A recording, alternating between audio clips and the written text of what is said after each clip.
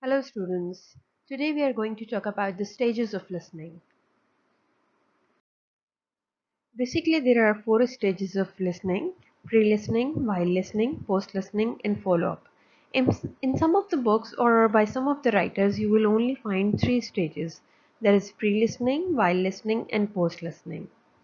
Though it means the same, in that case where follow-up is not mentioned, post-listening and follow-up are considered as the same thing.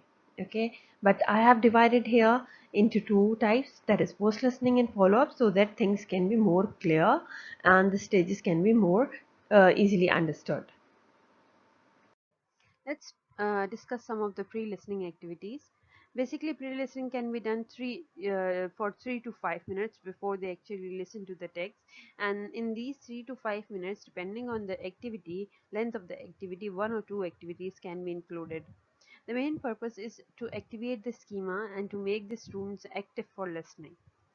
Some of the activities are mentioned here, whereas you can use many other activities that are mentioned on the internet or any other, or you can even create your own when you are teaching in the class.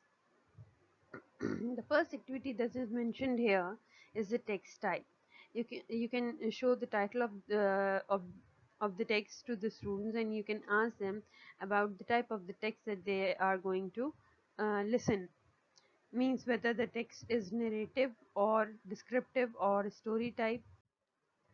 Discussion on the title include: when the title is shown to the students, you can ask different questions related with the title. Background information of the text means if there is some requirement related with the text that a student should know before listening to the text, then that can be, the teacher can play the text, or teacher can read out that background information, or can tell the background information of that particular text.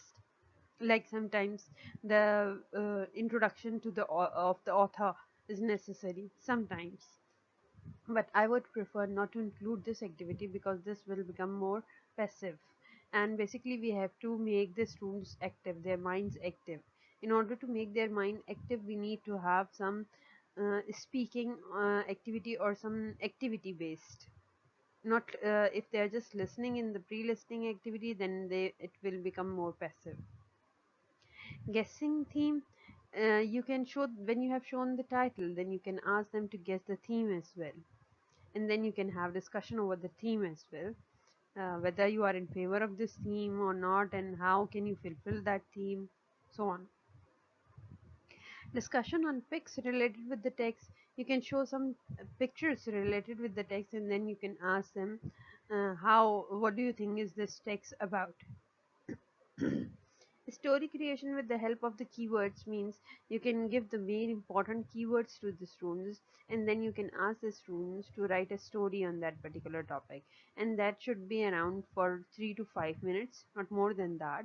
It should be a very short story, and then you can ask volunteers to tell, one or two volunteers to tell their story. Summary is again telling the details, means the teacher have to read out, or the teacher have to tell the summary of the text that they are going to listen. Again, this will become little passive, but this is also one of the activity that can be used. Reading similar text means whatever they are listening, if the text is related with some other text that you think is quite similar in theme or in some sense, then you can make them read that particular text so that their mind will become, on the track that this is what they are going to listen now.